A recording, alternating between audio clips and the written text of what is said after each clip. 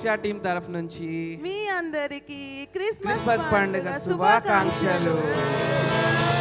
Happy Christmas.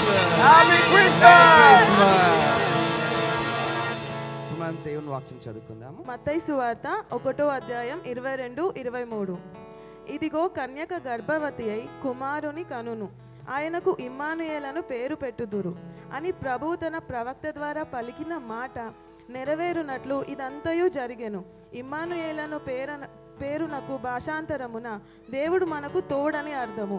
ఆమేన్. ఆమేన్. Praise God. Immanuel దేవుడు మనకు తోడై ఉన్నాడు. రాజులకు రాజు, ప్రభులకు ప్రభు మనకు తోడై ఉన్నాడు. జాన్ 3:16 ఎవరని చెప్పగలుగుతారా? యోహాను సువార్త 3వ అధ్యాయం 16వ వచనం.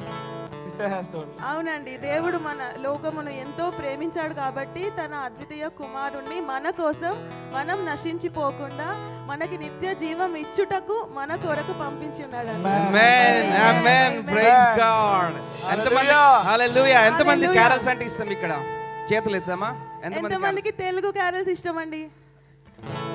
Praise God. Praise God. అందరం చప్పట్లు కొడుతూ దేవుని ఆరాధించుకుందాం. హల్లెలూయా. హల్లెలూయా. హల్లెలూయా.